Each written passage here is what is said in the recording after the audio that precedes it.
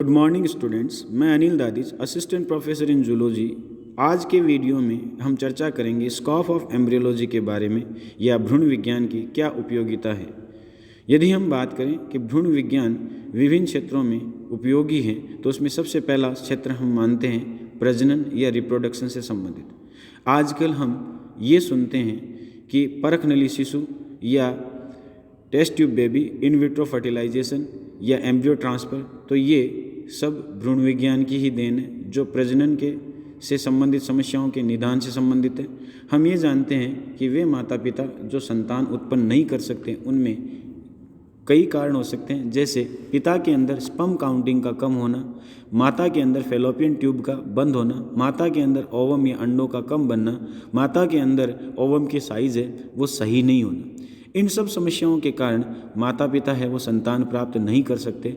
ऐसी स्थिति में टेस्ट ट्यूब बेबी का सहारा लिया जाता है, जिसके अंदर इन विट्रो फर्टिलाइजेशन तकनीक अपनाई जाती है। इन विट्रो फर्टिलाइजेशन तकनीक या पात्रीय निषेचन के अंदर हम ये कह सकते हैं कि परख नली के अंदर उचित माध्यम लेकर माता से ओवम और पिता से स्पर्म प्राप्त कर उनका निषेचन वहाँ करवाया जाता है तथा प्राप्त युग्मक को या प्राप्त युग्मनज को विभाजित किया जाता है या विभाजित होने दिया जाता है। 16 से 32 कोशी की अवस्था या यूँ कह सकते हैं 8 से 16 कोशी की अवस्था तक विभाजन होने के बाद में उस भ्रूण को मदर के यूट्रस के अंदर ट्रांसफ़र किया जाता है। इसे हम एम्ब्रियो ट्रांसफ़र या ईटी के नाम से जानते हैं। 9 महीने बाद स्वस्थ संतान का जन्म होता है, इसे परख नली शिशु कहा जाता है। तो हम ये कह सकते हैं कि एम्ब्रियोलॉजी की ही प्रजनन के क्षेत्र में ये देन है कि निसंतान माता पिता इस तकनीक के द्वारा शिशु या संतान प्राप्त कर सकते हैं। इसके बाद में यदि हम बात करें स्कोप की, तो हम कह सकते हैं कि जन्मजात दोषों का निदान। बहुत सारी संतानें दोषपूर्ण विकृतियों के साथ उत्पन्न होती है, जैसे हम कह सकते हैं कि 5 की बजाय 6 उंगलियों का होना, तालू का कटा हुआ होना, होठ का कटा हुआ होना, शरीर पर ज़्यादा बालों का होना। ये सब हम ये कह सकते हैं कि संतान के परिवर्धन के समय जो वातावरण रहा है उसके कारण या परिवर्धन के समय मदर ने प्रेगनेंसी के दौरान कुछ रसायनों का सेवन कर लिया है उसके कारण। इसका उदाहरण दिया जा सकता है जैसे थैलिडोमाइड औषधि है, उसका उपयोग महिलाओं के द्वारा प्रेगनेंसी के दौरान वॉमिटिंग की समस्या को रोकने के लिए किया जाता था। इस औषधि के कारण भ्रूणीय विकास के दौरान बच्चे के अंदर हाथ और पैर है उनका विकास पूर्णतः नहीं हो पाता, वो साइज में छोटे रह जाते हैं। उसे फोकोमीलिया के नाम से जाना जाता है।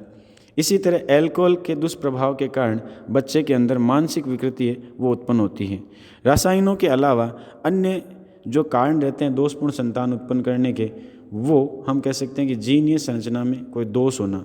यदि हमें जन्म से ही पहले ये पता लग जाए कि बच्चे के अंदर ये जीन दोषपूर्ण है और उसके कारण विकृति उत्पन्न होगी तो हम उसका निदान कर सकते हैं। इसके लिए जिस तकनीक का सहारा लिया जाता है उसे एमनियोसेंटेसिस के नाम से जाना जाता है, जिसमें एमनियोटिक फ्लूइड को माता के वॉम्ब या यूट्रस से प्राप्त किया जाता है और इस एमनियोटिक फ्लूइड के अंदर फीटस या शिशु की कोशिकाएं होती है जिन्हें तकनीकों की सहायता से तोड़ा जाता है तथा क्रोमोजोम प्राप्त किए जाते हैं। इन क्रोमोजोम के ऊपर पाए जाने वाले जीनों को स्टडी किया जाता है। यदि उनमें से कोई जीन दोषपूर्ण या त्रुटिपूर्ण है तो निश्चित रूप से संतान दोषपूर्ण होगी और उसका समय रहते हुए उचित निदान इसके द्वारा प्राप्त कर लिया जाता है। इसी से संबंधित एक तकनीक और है जिसे कोरियोनिक व्हीलस सैंपलिंग के नाम से जाना जाता है। इन तकनीकों का उपयोग करके हम जन्मजात दोषों का निदान कर सकते हैं। उसके बाद में यदि बात करें एजिंग की, जिसे हिंदी में जरण के नाम से जाना जाता है, हम जानते हैं कि एजिंग समय के साथ होने वाले इरिवर्सिबल या अनुत्क्रमणीय प्रक्रम होते हैं जिसका अंत है वो मृत्यु के रूप में होता है। हम ये कह सकते हैं कि आयु के साथ कोशिकाओं के अंदर परिवर्तन होते हैं और ये परिवर्तन सामान्यतः उन कोशिकाओं में होते हैं जो विशिष्टीकृत या विभेदीकृत होती है, जैसे हम कह सकें तंत्रिका कोशिकाएं। और इन कोशिकाओं में होने वाले ये परिवर्तन जो है वो उन कोशिकाओं की क्रियाशीलता के ऊपर प्रभाव डालते हैं या कोशिकाओं की क्रियाशीलता को कम करते हैं। साथ ही हम कह सकते हैं चूँकि विभेदन जो घटना है वो भ्रूण विज्ञान से संबंधित है, तो एजिंग या जरण के दौरान होने वाले परिवर्तनों को हम भ्रूण विज्ञान के माध्यम से भी स्टडी कर सकते हैं, उनका निदान कर सकते हैं। वैज्ञानिक इस दिशा में लगे हुए हैं कि किस तरह से आयु के साथ होने वाले अनुत्क्रमणीय परिवर्तनों को रोका जाए जिसके कारण व्यक्ति है उसकी उम्र को बढ़ाया जा सके।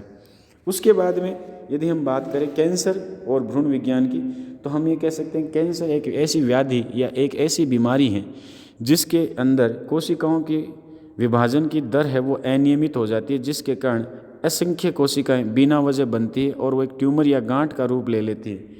इसको किस तरह से रोका जा सकता है, इसका क्या कारण हो सकता है, इसमें कौन से जीन शामिल हैं, इसको हम भ्रूण विज्ञान के अंतर्गत अध्ययन कर सकते हैं। इसमें बहुत सारे वैज्ञानिक लगे हुए हैं और उम्मीद है आने वाले दिनों में इस बीमारी का इलाज इसके माध्यम से ढूंढा जा सकेगा।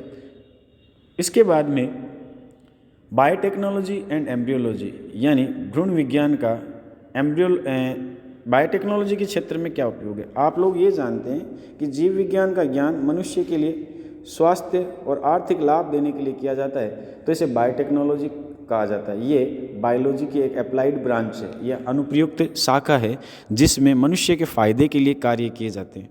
आप लोग ये जानते हैं कि मानव का कोई अंग यदि खराब हो जाता है तो ऐसी स्थिति में उसे नए अंग की आवश्यकता पड़ती है और ये नया अंग किसी दाता के द्वारा उसको दिया जा सकता है। लेकिन इसमें एक समस्या है कि दाता का मिलना संभव आसानी से नहीं होता। इसके अलावा दाता व ग्राही के उत्तक आपस में मैच नहीं करते। इसके अलावा जटिल सर्जरी या शल्य क्रिया ये बड़ी बाधाएं हैं जो इसको थोड़ा सा मुश्किल बनाती है।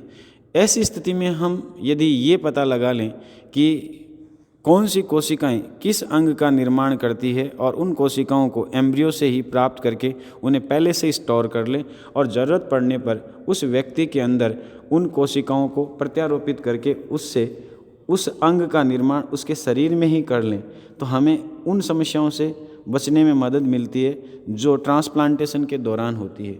ये जैव प्रौद्योगिकी का भ्रूण विज्ञान के अंतर्गत एक अच्छा और बड़ा स्कोप है। वैज्ञानिक इसमें भी लगातार लगे हुए हैं और निश्चित रूप से आने वाले दिनों में ये समस्या है वो ज़्यादा बड़ी नहीं रहेगी। आज इस टॉपिक तक हमने अपने पेपर गैमीट व डेवलपमेंटल बायोलॉजी में यूनिट फर्स्ट का एक टॉपिक पूरा कर लिया है। अगले वीडियोज़ में हम बात करेंगे गैमीटोजेनेसिस, जिसके अंदर स्पर्मेटोजेनेसिस, ooजेनेसिस उनके बारे में। इसके अलावा फर्टिलाइजेशन, पार्थिनोजेनेसिस, ये टॉपिक आपकी यूनिट फर्स्ट में है। आज के लिए इतना ही, धन्यवाद।